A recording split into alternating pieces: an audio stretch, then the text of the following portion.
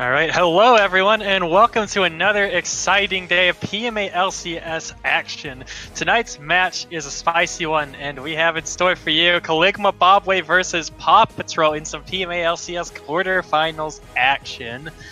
And on the caster desk tonight is going to be me, Vita on play-by-play, and coloring and streaming right now is going to be my man Rafal. Welcome to the stream, Rafal.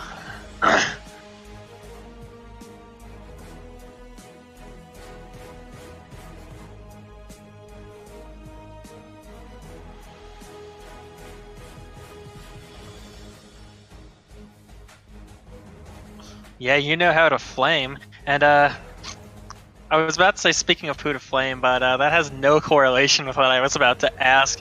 Anyway, looking like a really spicy matchup tonight. What is perhaps like the biggest thing that you're looking at when you see these two teams that you expect to be, impactful in tonight's matchup?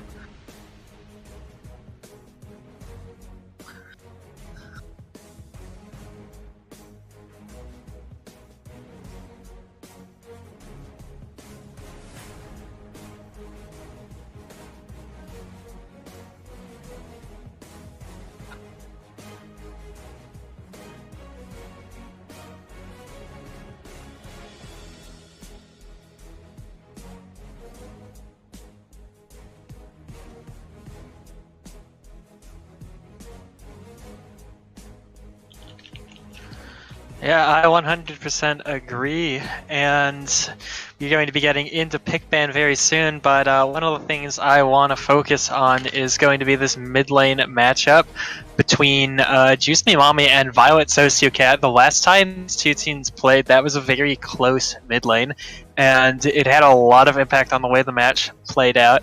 And both players right now currently chilling in the Platinum Division around the same skill level, and I am very curious to see what impact this mid matchup is going to have. Oh, turns out I was muted on Discord. I mean, not on Discord, I was muted on OBS. Oh, that's a rough time, but yeah, on that note, we've gotten straight into pick ban. Thresh and Malzahar are going to be banned away by Caligma Bobway here in PAW Patrol. It's answered with the Evelyn ban.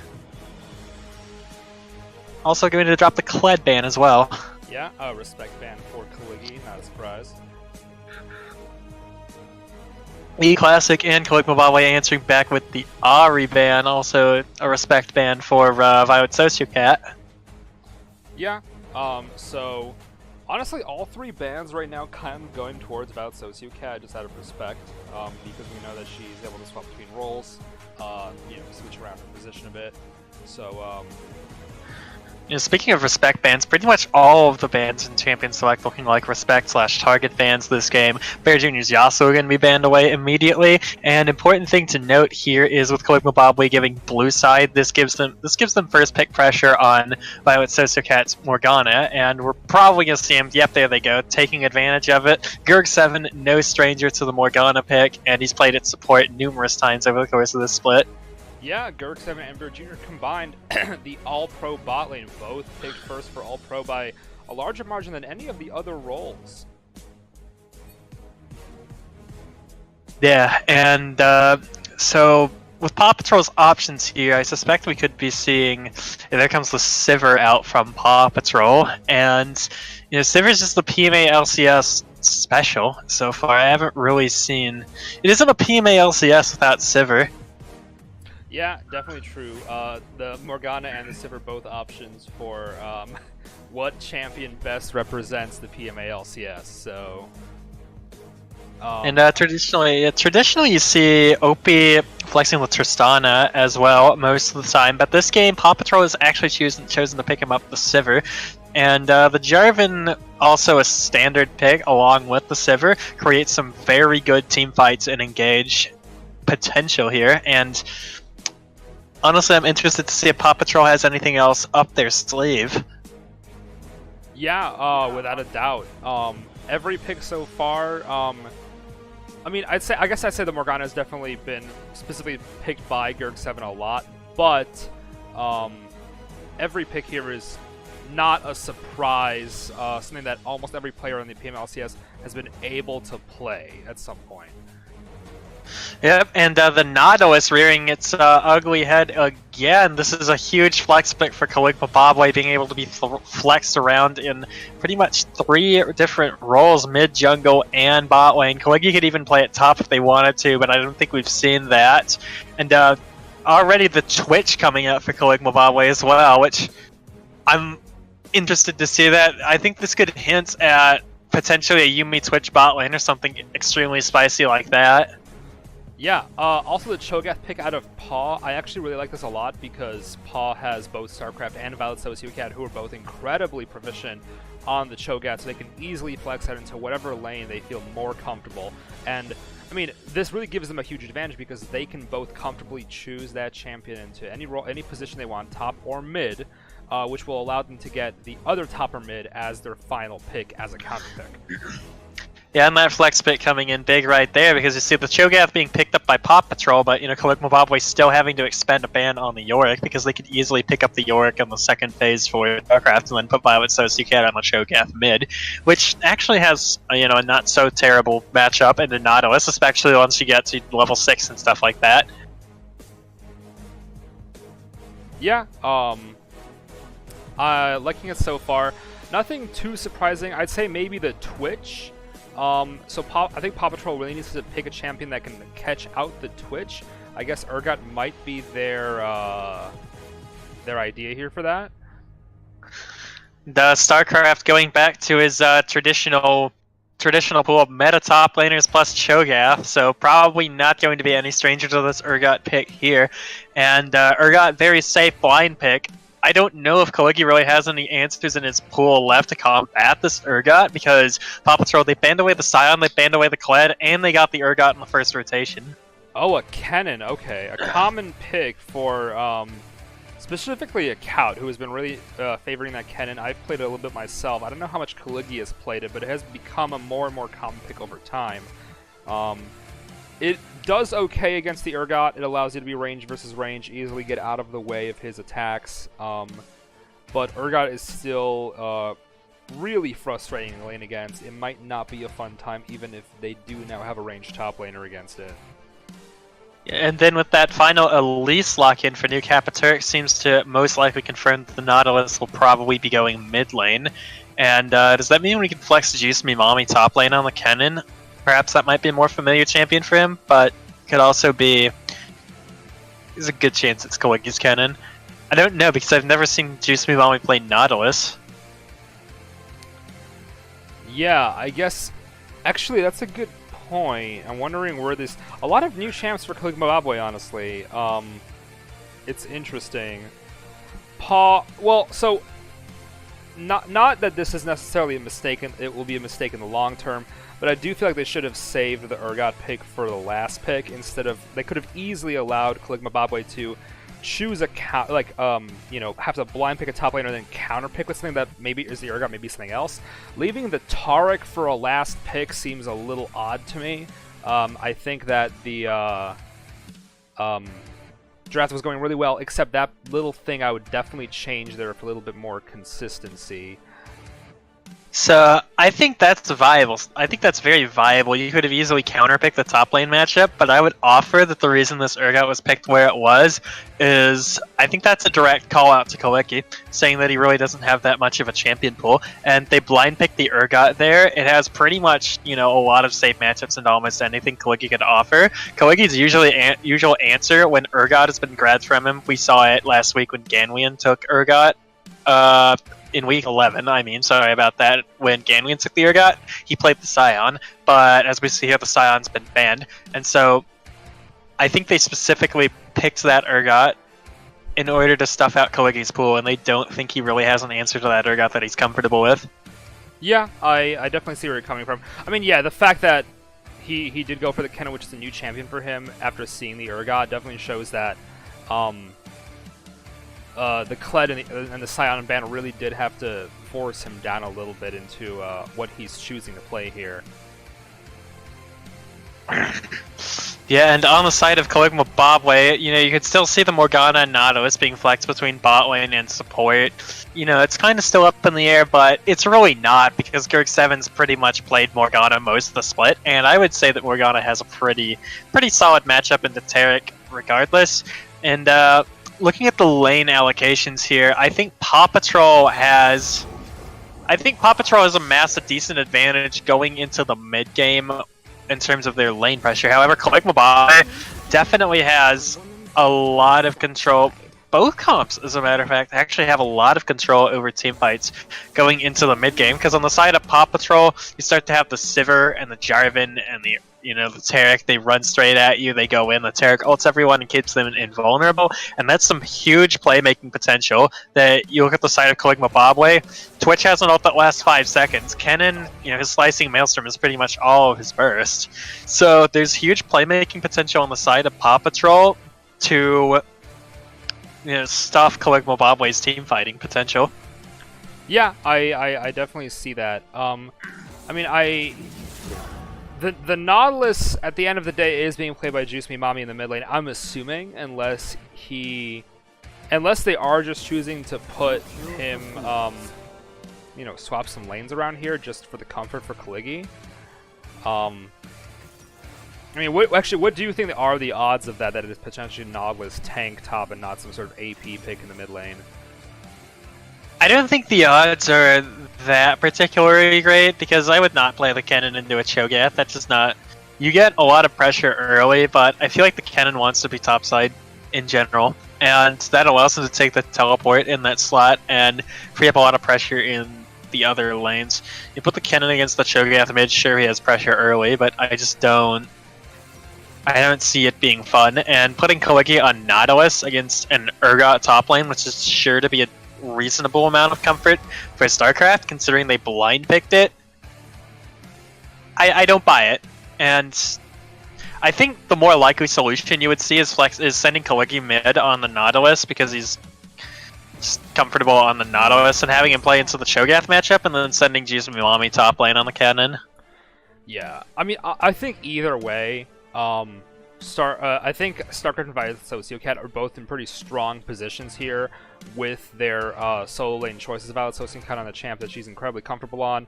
Urgot just a strong lane bully in general against one of his worst matchups, but, definitely manageable for a champion like Urgot, who is able to, push so many people around early game if they get into a skirmish.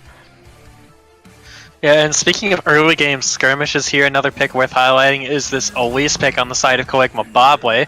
This Elise has the Cocoon. They have so many ways of starting skirmishes early with the Morgana binding, the Nautilus dredge line, the Elise Cocoon. This is a comp that any member from Paw Patrol walks out there between the levels of 6 to 11. If they're just wandering around there absent-mindedly in the mid game, done. You're dead. Yeah. And it's not like they've compromised overall map pressure or their team fight just so they can have pick potential. Like, it's there, it's worked into the comp naturally, and I think that's why it's such a good fit for them. Yeah. I think that thinking about how as the game goes on, I really think Paw has an incredibly powerful late game here, with 4 incredibly beefy tanks all protecting the Sivir. But the StarCraft and Violet and StarCraft on the Urgot and Violet Sociocat on the Cho'Gath both have some sort of execute type ability that makes up for them being, beefy big tanks in the late game. Yeah, because Cho'Gath and Urgot both, respectable frontline bruisers. Cho'Gath definitely more so than Urgot, but Cho'Gath, you have the Feast. Urgot, you have the Fear Beyond Death.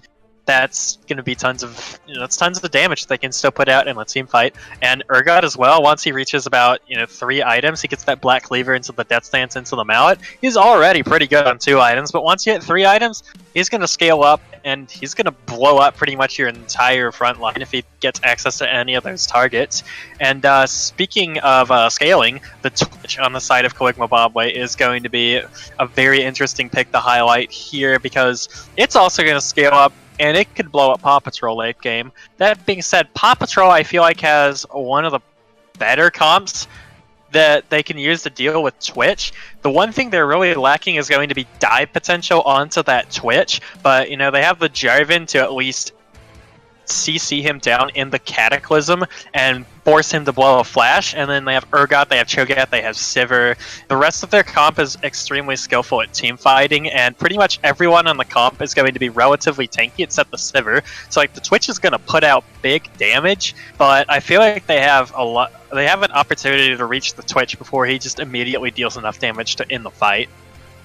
Yeah, I definitely agree with that. I think that Cleveland Bobway definitely hasn't ignored the fact that the Twitch needs some sort of peel. I think actually it's a Morgana mid Nautilus support. I missed that Spicy. somehow. So yeah, the Nautilus and the Morgana will very easily be able to protect this Twitch, especially the Nautilus once he gets more and more tanky and is able to just keep stunning people with his auto attacks. Twitch does have the protection he needs. I really do think he does, but of course, at the end of the day, it does matter that, can Juice Mimame hit those skill shots? Can Gerg7 position himself in a way to protect Twitch? Pick the right targets for his dredge line for the ult. So, I think Bear Jr. has the protection he needs. It's just up to the guys who are protecting him to do it, Yeah, I would agree with that. I wouldn't say this is, stellar peel. This isn't like Nami Ivern or something insane like that on the side of Kog'Maw Boblé for this Twitch. Yeah, it's enough that he can carry a game. You can carry a game with this level of peel. Yeah, exactly, I would agree, because you have the Nautilus there. The Morgana's the main one to look at. The one thing that worries me is there's really not much frontline on the side of their team except the Nautilus. So Gerg7, especially because their one frontline is their support player, meaning he's not going to be nearly as innately tanky as, say, the Jarvan would be, rushing Cinderhulk and then doing some of the other stuff in that build later. But I would agree with you. I think it's enough to where if they focus on that objective and they play it correctly, they do have the peel they need for this Twitch. However, I don't think they have enough peel to where you can't just run the Lulu Ivern comp down mid and brain dead them with the Twitch once you hit late game. Can't do that here. Yeah, I definitely agree with that. And as we are about to load into game here, do you have any predictions as to who's going to take this game 1? See, I mean, I want to say... Oh, wow, I am messing up all over the place with my controls here. I apologize to the audience. So I want to say Paw Patrol based on the team comp, but based on just dominance through this split, it's hard to not say Kog'Maw Boblé. Yeah, I'd agree with that. And even though Paw Patrol has a really good comp, I feel like they have a comp that works. They can easily play it into this comp.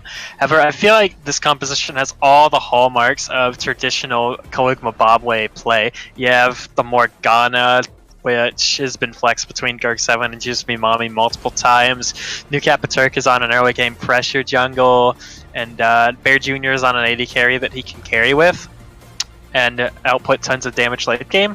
And so you factor that in with the individual skill levels that all the members of Kog'Maw Boblé can bring to the table. I feel like you're hard pressed to say that definitively that KB would lose game 1. I feel like that's a hard call out to make, which is why I'm not going to make it, because I already made that earlier with OTP versus Lot, and I was close. OTP almost won 2-1, but rip the dream. Yep, did not work out. Alright, are we pausing at 15 here? Pause at 10. Pause at 10. 10? Alright. Yeah. Woo, loading animation. Woo, pretty. Alright, I'm paused. I am paused as well. Let me get controls up. Alright, just let me know when you're good. Alright, I am ready to go. Alright, in 3, 2, 1, go. I messed up. Positive 15. Okay, positive 15. I apologize to everyone in the world. Alright, ready? I'll tell you what I'm at 15. Okay. 12, 13, 14, 15, 16, 17, 18. Alright, we're good. Alright, apologies once again, but the game finally is beginning. Nice. And so the usual question I ask is level 1 shenanigans this game? Doubt it? Yeah, it's a very risky prospect to invade into this Tarot comp throughout the early game. Because, you know, you just throw a dredge line into a bush, or your team walks into the bush, and all of a sudden, well, you just die to a Tarot stun. Yeah, no, I definitely agree with that. And you know, Paw Patrol can't really do anything either because you get hit by Morgana and Nautilus, and your team also just dies. So I think both teams have reason to completely, utterly avoid face checking level 1, and thus you're seeing it result in this sprawled out defense that is definitely currently not a 5-point defense they had going by any stretch of the definition, but close enough. They'll make it work. Yeah, I mean, kind of hard to not make it work as long as no invade happens. Yeah. Doesn't matter what defense you do if there's no invade. 200 IQ, dude. And Borkfia is going to be starting blue side, and New Capital are going to be starting red side. So you know they have a matched sides right there. So currently, I'll look for perhaps some fighting to occur via the top side schedule. But it looks like New Capital actually going to clear the Krugs camp. And speaking of the Krugs camp, a lot of the jungle pathing right now is prioritizing the Krugs, just because the Krugs give so much more experience relative to each other camp in the game. And now that the Scuttle cards spawn at 3 minutes, you can actually go buff Krugs, and you have time to gank before your Scuttle, and you're level 3 before the gank even happens. Yeah, I'm also gonna be a little quiet for a second. I'm trying to. Oh, as an actually. Level 2 comes in, and bot lane Beowulf gonna get hooked up, and that's some damage coming out from the bot lane via that level 2 advantage. I was gonna say I'm gonna be quiet for just a hot second while I try to figure out some stuff on the stream, but the teams are not gonna give me a chance. They're gonna go fight instead. And speaking of which, Borkfia is hovering around this top side right now. StarCraft going in on Kaligi here. StarCraft taken extremely low by the way. Borkfia drops the flag, and Drag not going to hit Kaligi, and Kaligi is currently safe. They did it. They did it. And another pick I actually want to highlight is going to be this Morgana mid, and I specifically like the Morgana flex mid. I didn't think it would happen just because traditionally that's a pick we've always seen on Gerg 7, but I very much like the option here, and that was the things I didn't get to highlight in the draft, is putting this Morgana mid lets them take the Glacial Augment, and Juice Me Mommy actually took the Glacial Augment, so it allows them to stuff the engage, that comes out from this Paw Patrol comp. And you just drop the Twin Shadows, all of a sudden the Sivir ult doesn't mean anything. Yeah, in the bot lane, exhaust has to be OP brought extremely low. That's exhaust blown from Beowulf there, and OP can be forced to back off. Yeah, a lot of fighting already. Fortunately, OP managing to stay even in farm so far, but at the same time it has to burn his potion, has to burn a summoner spell from the support, while Bear Jr. just gets kind of chill there in the bot lane. Well, New Turk is looking for a gank up here. And StarCraft goes in on the Kaligi. New Turk actually, the cocoon goes wide. StarCraft gonna flash out immediately after seeing that cocoon on his screen, though. Does not want any of that action. Just barely misses it, unfortunately. Just the tip, fam. Just the tip. Now, Violet Cat gonna get hit by this binding in the mid lane. Little bit of damage done there by Juice Me Mommy. Yeah, New Turk actually staying up here. He is up in CS over Borkfia, so he probably thinks that he's okay just because of how fast his clear was. Yeah, New Turk actually had a pretty relatively fast clear. He took the machete first and avoided the Raptors camp completely, which you know, sometimes you'll see some Elias going Talisman and then like clearing Raptors camp, but generally speaking on Elias, especially with that new route that's been devised, you can easily go buff Krug's buff if you're starting on the side that she's going. Start the machete, clear those super fast, and then you're level 3.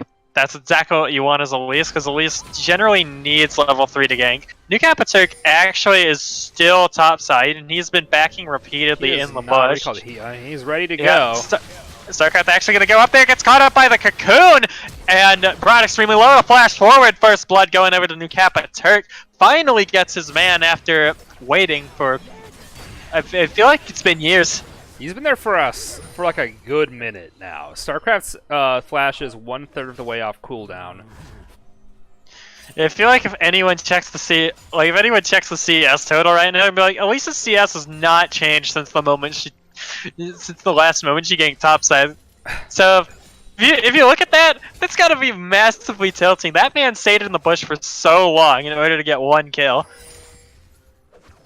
Yeah, I mean, I'm looking at the CS in the junglers though. It was 24 to 20, and now it's 25 to 27. But he has the first blood gold, so completely worth it at the end of the day. And you know, that pressure also lets them gets top lane pressure for Kaligi, and it's also blown StarCraft's flash. So, I feel like that's not particularly, not a massively efficient allocation of time, but in comparison to the other jungler, that is definitely a relatively efficient allocation of time. I do also think that as an Elise, you really do need to get some early ganks off, because if you don't, you end up just being a stun bot. Yeah, being a stun bot is not the most fun time, because usually the most you amount to in team fights is making people blow flashes, and then you realize how completely useless you are, and you just get mowed down by any comp that's like extremely decent at team fighting. And if Paw Patrol's comp doesn't scream team fight, I don't know what does. Yeah, if you're an Elise and you fall behind, if you fall behind and build AP, you just don't do enough damage. If you fall behind and go tank, you just do nothing. And New Turk going straight for the Dragon solo here out of the base. Actually, he took Krugs and then went to Dragon. And yeah, Paw Patrol just had no idea. And that's a quick Ocean Drake going over to the side of Kalikmabobwe.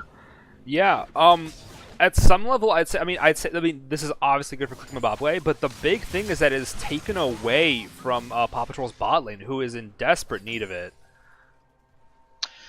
Yeah, the Sivir Turret could have like a whale of a time sustaining through that lane with the help of that Ocean Drake, but that's not going to stop them. StarCraft getting the trade on to Kaligi, and top lane slicing Maelstrom and Fear Beyond Death come out, and StarCraft looks for the kill. He drags him in! That's going to be a solo kill for StarCraft on the Urgot. Grinds him down.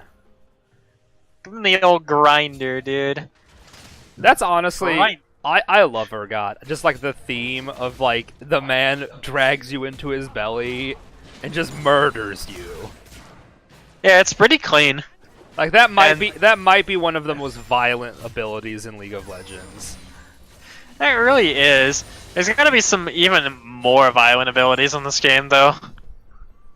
Like, I mean, for the size that Elise is, I feel like her venomous bite's pretty violent. Like, that's one massive spider.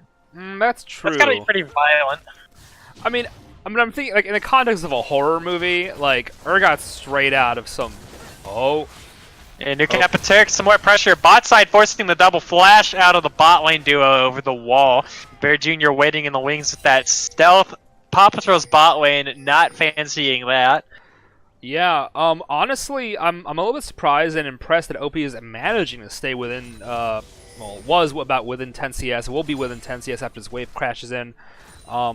He's not doing as bad as you'd think he would be, with the insane pressure that's been, brought upon them by Gerg7 on his own, by New Turk ganking now. So, I mean, respect to them for managing to, not give any kills away, fall too far behind in CS. So, yeah, that is extremely important for them. And you look at the lane allocations right now. Violet Sociocat is actually up a massive amount of farm on this mid lane, clocking at about 23 minions up right now, and that definitely more than makes up for the bot lane deficit. And so the only thing that's affecting this gold count right now is actually the kill on New Turk. And StarCraft's flash is already up again, so that's now no longer a factor. Yeah. This game is extremely even, and we're sitting at 10 minutes. Yeah, the gold difference really is just the first blood on New Kappa Turk and a little bit on Kaligi, which is keeping him even after being solo killed by StarCraft. At the same time, the other Sociocat is already 500 gold up on Juice Me Mommy in that mid lane. And you gotta give some, you gotta give a hats off to the bot lane here, especially after that, perhaps that small misplay at level 2, just taking a bit of a chill pill. And this is one of the lanes that you would expect Caligula Bobway to open up very early into this laning phase, and so far it hasn't entirely happened. Yes, Bear Jr. is up actually almost 20 CS. If we were playing in the LCS, that would be a noticeable deficit here. So Kaligi actually dropping Slicing Maelstrom top lane to stop the StarCraft engage, and Kennen going to be ultless for a brief period of time as Borgfeast coming in on New Kappa Turk. That's going to be the knockout for Violet Cat. The flash, the dunk, and Borgfeast secures the kill in the jungle. Well, finally cutting off that insane source of pressure that has been coming out of Turk all game. And Gerg7 and Bear Jr. is doing a little bit of trading onto that bot lane. Beowulf and Opie both taken extremely low. But in general, I have to give it up to Paw Patrol for this early game, and they're actually going to utilize that OKO to get the Rift Herald right now. That's actually extremely important. Paw Patrol keeping it literally like almost as even as you could hope for on the gold right now. Probably only about like 200 gold down at the most. Yeah, and I mean, barring some sort of disaster, I'm assuming that Rift Herald will get at least 2 or 3 plates when it gets spawned. So this, I mean, they have it in their pocket. This will put them up in gold. They are now dead even after that kill on New Kappa Turk. Any advantage the bot lane has, and from the first blood, gold has just been erased, thanks to StarCraft's pressure and Violet Sociocat's pressure. And looking forward into this game, we have about a minute 40 seconds before the turret plating despawns, so you're going to be looking at that Rift Herald to be making some moves, not necessarily getting a tower, but I'd recommend popping it just so you can get the gold from the plating. And I was going to say the next objective for contesting was going to be this Cloud Drake, but Caligula Bobway, they have the deep vision wards here. Morpheus actually they caught up in the jungle, the combo interrupted, gets the flag and drag. Bear Jr. though drops the Rat-a-Tat Tat and is going to get a kill on the Morpheus, and Caligula Bobway going to secure that Cloud Drake as well. Yeah, basically permanently stun, Nautilus Q, auto, ult, and then a Cocoon from Elise. Nothing he could do there. And, I was just about to give compliments to Paw Patrol for an extremely well-controlled early game, and despite perhaps that little mishap there, this is looking pretty good for Paw Patrol. One of the questions coming into this match was, how can Paw Patrol make up for the on-paper, individual skill differential that you might be seeing? And I think the answer is they can do it, because they're only 1,000 gold down right now, and Paw Patrol known as the team fight, known as the teamwork above all else team in the league right now. So I think the opportunity is right for them to start making some moves heading into the mid game. Yeah, and slowly the items are beginning to roll in. StarCraft TPing back to top lane with a completed Black Cleaver. Violet Sociocat beginning to stack her Rod of Ages. Things are moving smoothly enough for Paw Patrol in order to get this massive, beefy team up and rolling. And we're going to be sitting on the one-item spikes right here, which, in general, Violet Sociocat can be caught up in the jungle here. Comes the Cataclysm out of Borgfeus, and this fight is going ham. StarCraft actually missing this disdain over the wall, but Violet Sociocat and Borgfeus brought extremely low from the Morgana. Violet Sociocat going down. Kill going over to Juice Me Mommy. StarCraft is now over the wall for the kill onto Kaligi, but the stuns coming out are so massive. Flag and drag goes wide from Borgfeus, and Paw Patrol going to be forced to back off. Meanwhile, in the bot lane, New Kappa Turk is set high and is forced to Cosmic Radiance out of Beowulf. Yeah, I was wondering where that damage was coming from, and I realized that they had completely underestimated the full AP Morgana, who is able to just drop that pool while they're being stunned by the Slicing Maelstrom and just slowly burn them down, combined with Kaligi. The teleport coming out from Violet Sunstick here. New Capiturk is backed off. There's going to be no help. Bear Jr. is going to be caught up and absolutely eviscerated by that Cho'Gath Nom. Yeah, just getting While in mid though, munched. Borkfius getting CC'd and murdered by the mid jungle duo from Caligma Bobway. Red team actually going to summon the Rift Herald in the bot lane now, and that's going to get a noticeable chunk on this turret. Should actually be first turret going over to Paw Patrol, but the teleport coming in from Juice Me Mommy. New Capiturk is here. They're looking to be engaged. Beowulf going to be caught up and rooted right now. Nautilus is found OP, but there is no damage coming in right now, and Beowulf actually going to be able to walk out of this one. Death charge coming out. Beowulf gonna get CC'd up and brought down. Kill going over to New Capiturk. My prediction actually going wrong when I said that they will probably be able to get a couple plates with this Rift Herald. They took just a little bit too long to summon it. Plates have been gone for over a minute now. They basically waited till it was about to despawn, and we're not able to take that first turret thanks to that really good TP from Juice Me Mommy and the collapse from New Capiturk. Yeah, that was so close on the side of Paw Patrol to getting that first turret, and you know, Paw Patrol, both teams actually probably not doing their due diligence of completely de-warding, and it really cost them dearly. Bear Jr. actually going to get dived on in the bot lane and flash out of the Cataclysm real quick. The Rat-a-tat-tat putting out some significant damage there, but nothing going to come of that fight for now.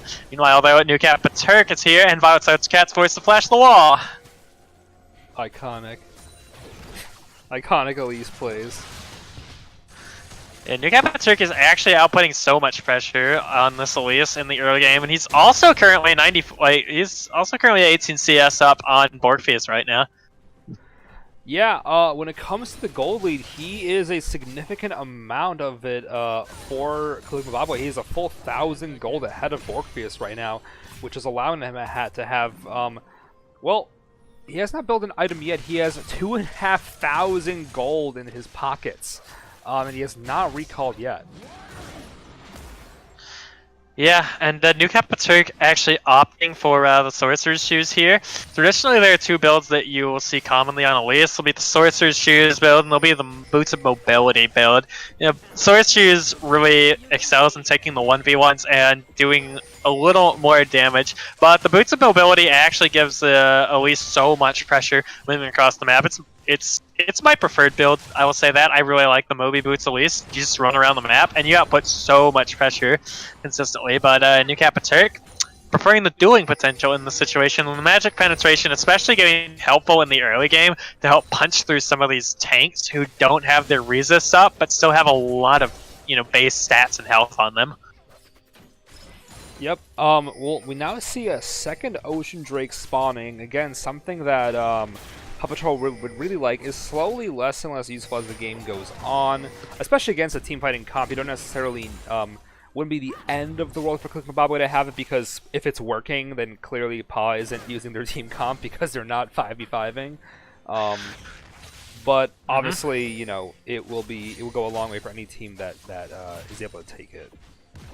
And one recurring theme we're seeing throughout this early game here seems to be Caligma Bobway actually dominating the ward control. This is the second time that they've had double pink wards aggressing into KB's vision, into Paw Patrol's vision here. Borkfius actually going to get mowed down by the Rat-a-tat-tat, and that's a kill going over to Bear Jr.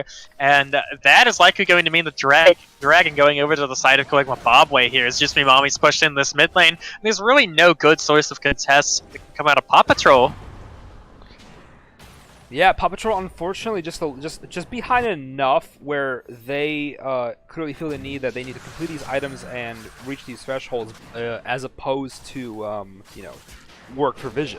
But at the same time, you know, not having this vision, not having these pink boards, that Caligma Bobway is able to, you know, has a surplus of gold and is able to just kind of, you know, splurge on, is letting them get caught out and extend the lead for Caligma Bobway.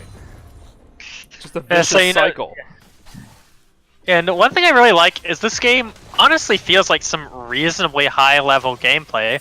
You know, is for the most part, both teams aren't really doing, you know, you aren't seeing any Clown Fiesta early game. You're seeing both teams going at, they have a concerted game plan, they're making an effort, and you're seeing small mistakes coming out from both sides that are affecting the sway of the game. Like, for example, the mistakes that's led to Caligma Bobway getting 2 dragons here is Borkfius just getting caught out twice. You know, that's pretty simple. And you wonder, why does Caligula Bobway have so much pressure? How can they get the catch on that? Well, they've already set up that ward control, so, the picks on Borgfius are a result of Caligula Bobway, having this early game control on the bot lane. Caligula Bobway has systematically set this up, and now the individual mistakes are getting punished really hard because Caligula Bobway is just, frankly, a pretty decent team. Yeah,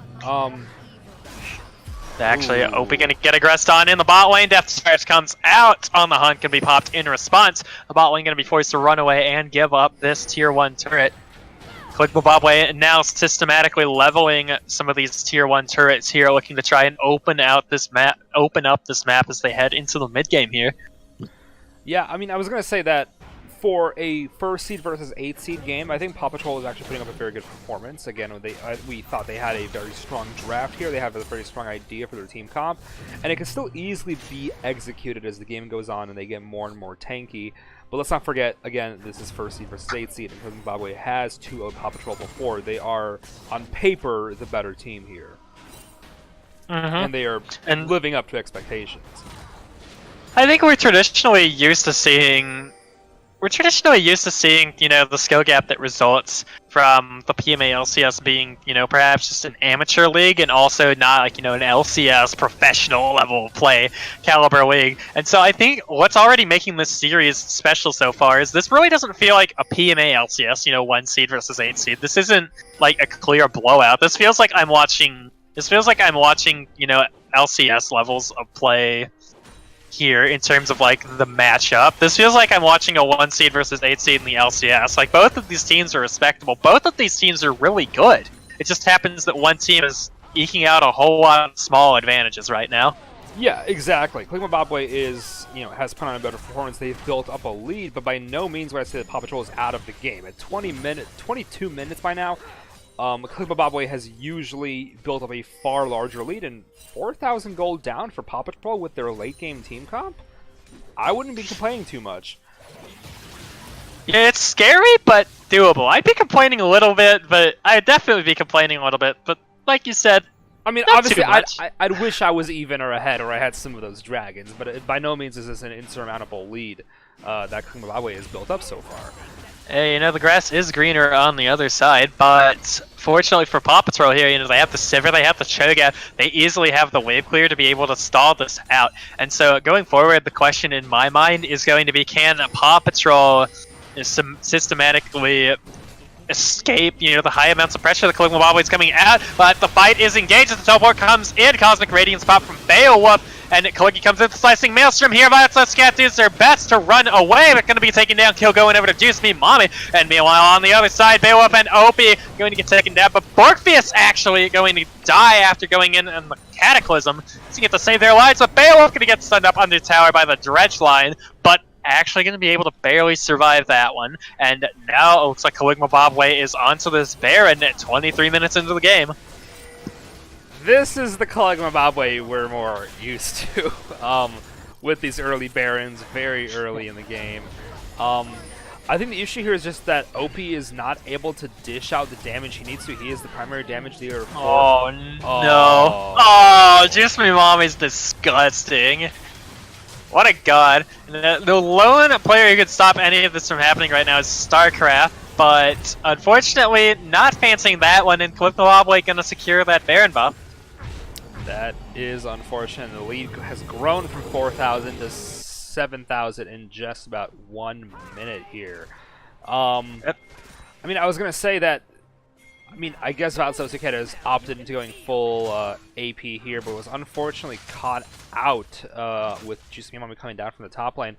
OP is really the main DPS for this team, but it's really tough for him to get into position with this Nautilus in the way. Nautilus is such a frustrating champion if you're an AD carry. It completely ruins your ability to properly position, because you can just point and click and knock you up. And there's only so many spells that OP can spell shield.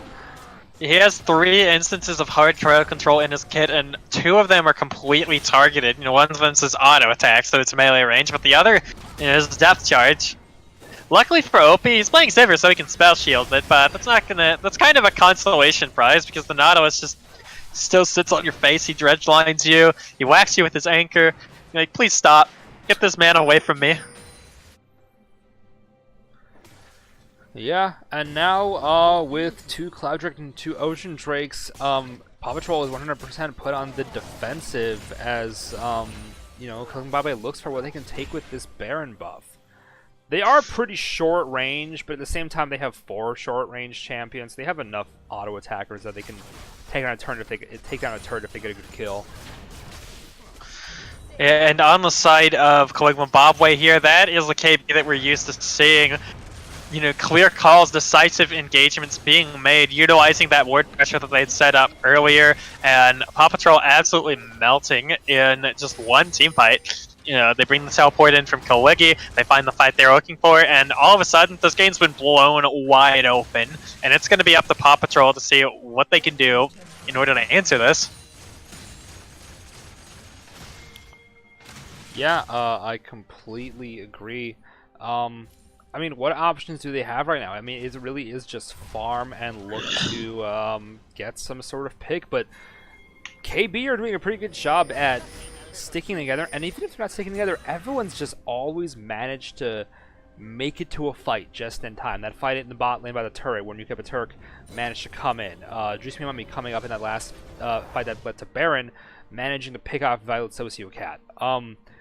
Just they're always able to be at the right place at the right time, which is incredibly frustrating for Paw Patrol.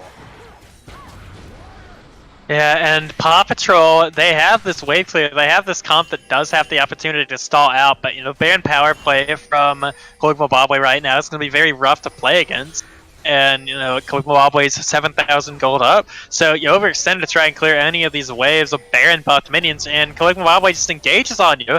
This Morgana right now sitting on 3 hard engage items, actually, as StarCraft is gonna walk away just fine in the top lane. That was looking a little scary there, but as I was saying, though, Juice Me Mommy currently chilling, you know, Shirelia's Reverie, she has her core, she has the Twin Shadows GLP build that we're used to seeing come out from the Glacial Augment Morgana, but also the Shirelia's Reverie. At this point, Juice Me Mommy's only role in this team comp is to completely control the engage and the disengage on the side of Caligula right now. Yeah, he doesn't even have a Zonios. He really is just a kind of a glorified support right now, which isn't the end of the world considering that Nukepa Turk has so much AP that Juice Me Mommy doesn't really need to be an AP If there's one thing carry. this KP comp doesn't lack, it's damage. Yeah. So I think Juice Me Mommy's build actually makes an incredible amount of sense when you consider the rest of Caligula's comp. In a vacuum, be kind of suspect, but Morpheus gonna get engaged on in the jungle here. Cosmic Radiance pop, gonna save him, and not for long. Morpheus though flashing away under the turret, and the Twitch Poison gonna expire. Barely gonna miss the takedown, and Morpheus forced to back off. Now I'm gonna be backing under that tier 3 turret in the top lane. And yeah, this pressure from Paw Patrol right now is a little hard to stop. Yeah, pressure from Caligula, you mean? Yeah. Yeah. Pressure from Caligula, my bad. Yeah, no, I mean, I definitely agree. It's currently 4 turrets to 0, 4 dragons to 0. I mean, it's just rough because it seemed like Paw Patrol is making these small little comebacks every once in a while. You know, maybe Babwe would get a kill or 2, Paw Patrol would get 1 kill. They'd get another kill or 2, Paw Patrol would get 1 kill. They've gotten multiple uncontested kills in towers by this point, and Paw Patrol has just been unable to punish them for it. And so, you know, if I had one phrase that would describe this game, so far it's been slow but interesting, because I didn't realize it's actually already 29 minutes into this game. Normally I'm used to it being either a complete bloodbath clown fiesta, or, you know, just like it's a one-sided stomp, or, you know, just something that is completely boring because no team's willing to make a move. But, you know, here we see both teams, you know, being very decisive with their plays, and so far Caligula coming out on top. And I like the careful approach, you know, the careful tactical approach they're taking to this game. And, you know, one of the worries is that the Elise is going to be outscaled, and so you have to make sure that you're allocating your pressure correctly going in this late game, just to make sure that Paw Patrol doesn't have any roots back into this game, because, you know, like I was talking about earlier, that high wave clear comp, whenever Caligma Bobway doesn't have Baron, they really don't necessarily have any way of pressuring the map straight up without that Baron buff. Yeah, but I mean, in regards to pressuring the map, I mean, one of the things I was already talking about is the ability of Caligma Bobway to kind of just show up anywhere their teammate needs help. With 3 Cloud Drakes, that just got much, much easier. And Beowulf dropping the stun here. Massive damage comes out, and Gurk's having to run extremely low. It's Paw Patrol, they're looking for the engage. Looking to bring the slicing Maelstrom here, but he's going to get blown up. StarCraft getting the kill. Bear Jr., though, that is one massive twitch, and he's doing so much damage as he takes down Beowulf on a return kill. You got to just me Mommy on the side here. The Flash Cocoon forward. Morpheus looking really bad. Going to get double killed up right there by the side of Bear Jr.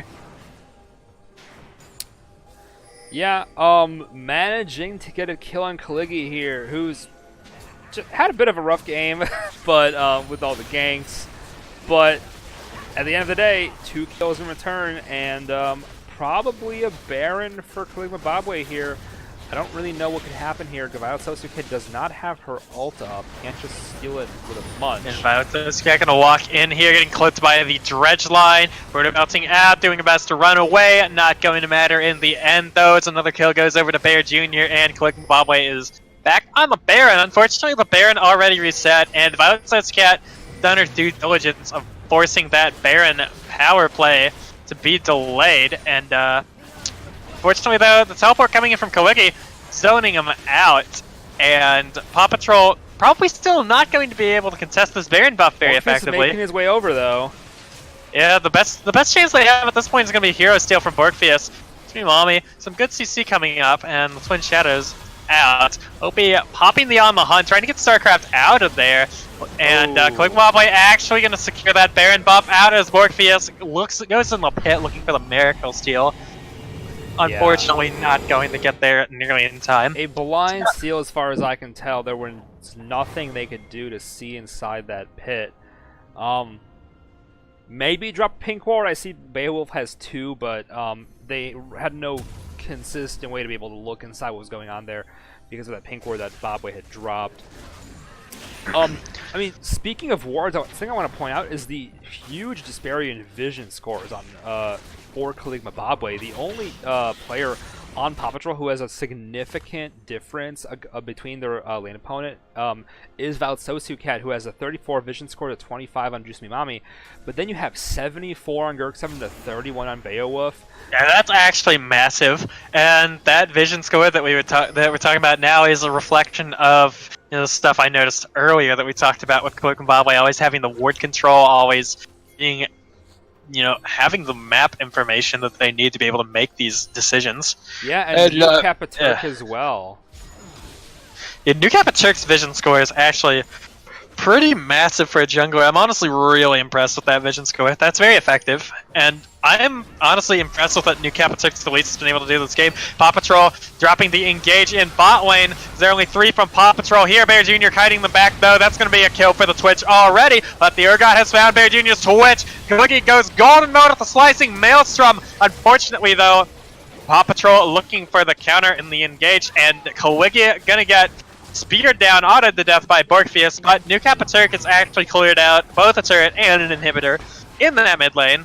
And Juice Me Mommy is now on the side of Violet Sociocat here, looking for some stalling action there, and New Kappa Turk is rotated topside as well. Yeah, a respectable fight for Paw Patrol if they hadn't lost so many turrets at the hands of New Kappa Turk. Yeah, so that was good. That's exactly what Paw Patrol needs to do to keep the game close. Yeah, it's a sign of life. Yeah. The comp works. It just is so the far outer turrets, once a Baron buff gets, once a team with control of the game gets Baron buff, your outer turrets are expendable at that point. Like, you basically have to accept that the outer turrets are going to get mowed down, because there's really nothing you can do besides sit in your base when you're that much gold down and just wave clear.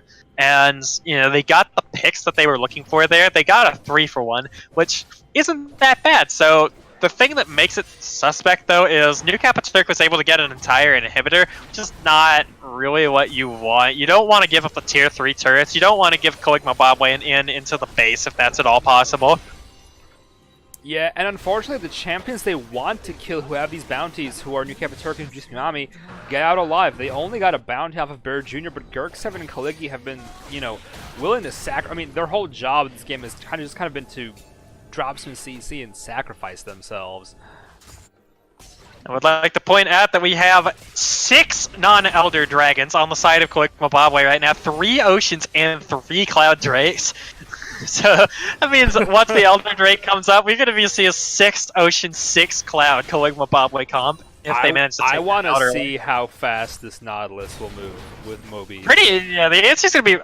I wish they at least had Mobies. To drop the Spider form, the Runic Echoes, and the Mobies, and the hook has been found on the Violet Celestial Cat there. Cosmic Radiant's been dropped, and Bear Jr. dropping so much damage in this team fight. Dredgeline comes out. Kaligi actually going to get brought down by Violet Celestial Cat, but everyone at Paw Patrol is so low. Morpheus suiciding for the Cataclysm in order to stop the engage. New Capaturk flashes forward, gets the kill onto Beowulf. The Grinder going to bring him in and finish him off, though, as Violet Celestial Cat drowns to death in the Morgana Tormented soil, though.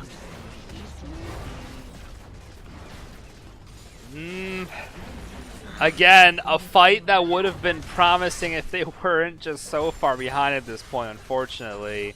Paw Patrol's doing such a great job of finding these scrap fights, of giving themselves just enough life to ensure the game doesn't end, and you know, Paw Patrol's not really in a position to be doing anything at the moment, but if they can actually get this composition to the point where, oh man, that's unfortunate, Jusminami actually stealing Bear Jr.'s red buff away from him with the Tormented Soil. More slows for Morgana. Yep, as if Morgana needed more hard or soft crowd control.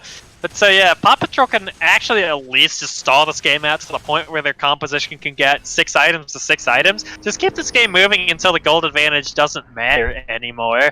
Then all of a sudden, Paw Patrol has a way back into this game. But in order to get there, they gotta figure out a way to make sure that Caligma Bobway doesn't drop Baron and Elder Dragon while they're dealing with double inhibitor pressure. Yeah, Baron coming up in the next minute or two. But these big items are starting to come out. Violet Celestial Cat around the corner from having a Gargoyle Stone Plate. OP slowly being able to put out more and more damage, successfully managing to only have 1 death so far, as the real, you know, main output of damage in this team, along with StarCraft. Violet Celestial Cat, unfortunately, I mean, the Cho'Gath is strong and it does a ton of damage, and it is also incredibly tanky, but it's just so hard to get on somebody as this Cho'Gath if you can't just flash eat somebody because of the peel from Gurk7 and Jusminami. It's you know, at some point, you almost hope for the inhibitors to drop at some point on the side of Paw Patrol, because they have the composition they need to be able to stall this game out, and those inhibitors give them extra gold. And Morpheus looking for the engage on the side here. Kaligi from the side back, Caligma Bobway with the immediate turn. Bear Jr. dropping the rat-a-tat-tat, mowing down Beowulf as the CC comes out from the rest of Caligma Bobway, and the teleport coming into the base from Kaligi. Caligma Bobway looking for the end right now. New Capaturk repelling over the wall, finding Morpheus there, being able to get the kill, and Kaligi is on this turret. StarCraft has found him, but Grinder comes out. Kaligi goes down.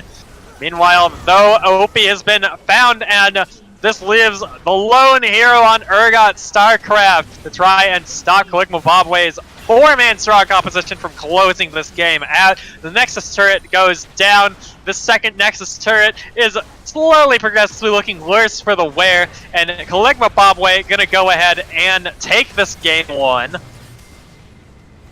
GG, almost 40 minutes. Probably a lot longer than a lot of people expected from Paw Patrol, so a lot of respect and a lot of good signs.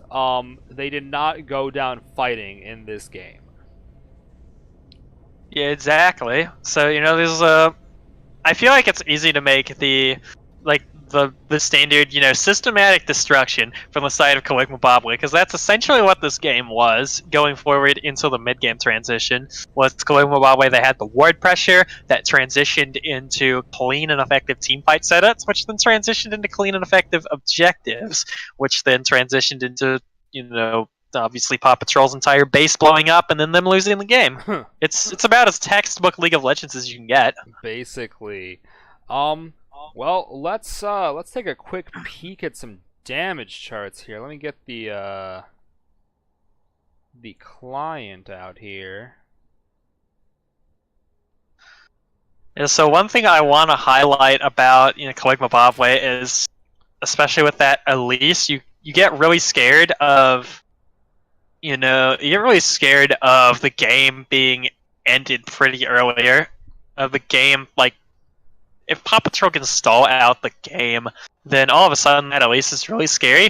But the whole purpose of picking that Elise in the first place is to snowball, and they didn't necessarily snowball off of kills or a clean early game in terms of gold lead, but they snowballed off of objectives in the early game. And what I mean by that is this Elise let them pressure for the ward control. It let them pressure for those dragons. Caligma Bobway was able to get 6 dragons over the course of the game. So, all of a sudden, Elder Drake becomes a massive win condition for them. So, yeah, it's an Elise late game, but if they have a 6 dragon strong Elder Drake, you're still not going to win the team fight. That's just how it goes. Yeah, unfortunately, Caligma Bobway managing to just kind of reach the point of no return where no matter... Even if Paw Patrol's comp got going, they were just too far behind. And speaking of that, Elise, actually, I'm going to turn our attention to the MVP votes for Game 1. And my first mention of MVP is going to be New Kappa Turk here on this Elise. His early game pressure was instrumental to securing the advantage for Caligma Bobway going forward into the mid game. And, he had some systematic and tactical, pathing. He had times where he systematically sacked his pathing to get pressure and to get ganks happening on the map. And overall, I just think it was very well played by New Kappa Turk in the early game. Yeah, I definitely agree that early game was all him managing to get that first blood despite waiting 2 minutes for it. Pretty good job. I think that who would you give the MVP for Paul? Who stood out to you the most despite the loss? I'm gonna have to think a little harder about that one. Honestly, I liked StarCraft a lot. He was creating a lot of opportunities and finding a lot of picks throughout the mid to late game with the grinder, and he got some solo kills onto Caligula when it mattered. I feel like StarCraft was very instrumental in trying to stall out the game in general. So, my money, it's gonna have to be StarCraft. Yeah, I would definitely agree. StarCraft really stood out to me as kind of the key player in Paw Patrol. If the game was any closer, he could have really might have been able to carry that game, pull it through into a win. But unfortunately, the Game 1 will end with a win for Caligma Bobway. Unfortunately for Paw Patrol, fortunately for Caligma Bobway. And we will soon see you guys for Game 2 of Paw Patrol vs. Caligma Bobway. Do not leave us.